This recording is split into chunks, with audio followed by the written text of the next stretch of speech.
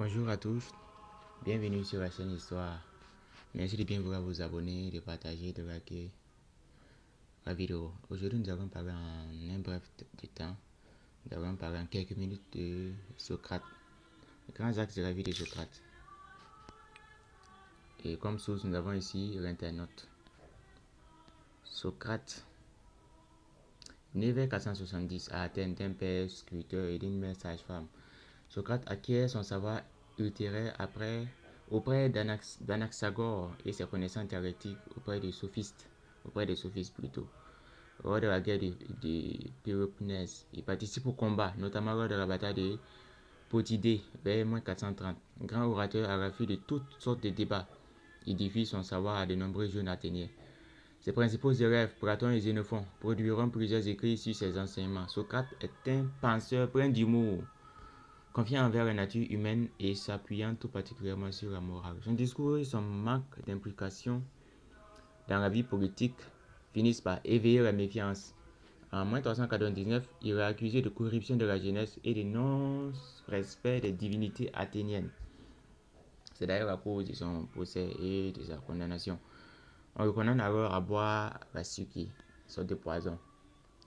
Socrate, considéré comme le père de la philosophie morale, fut également le maître de Platon, mais aussi de Xénophon, Antisthène, Euclide de Mégare ou d'Aristippe de Cyrène.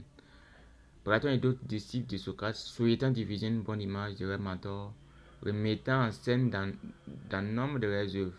Ils utilisent pour cela les dialogues socratiques, un genre littéraire où des personnages de fiction débattent de sujets philosophiques.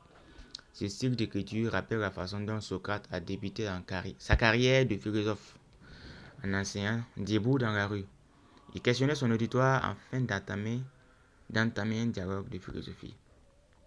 Condamné pour impiété et corruption de la jeunesse vers 399, Socrate boit la ciguë après avoir passé ses dernières heures à disserter avec ses amis.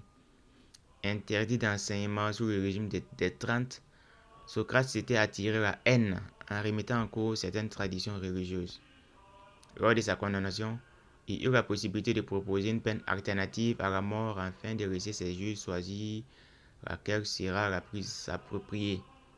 Refusant de compromettre ses idées, il demande à être honoré par la cité. De même, il n'accepte pas de s'enfuir, jugeant la soumission à la loi comme un fondement de la justice.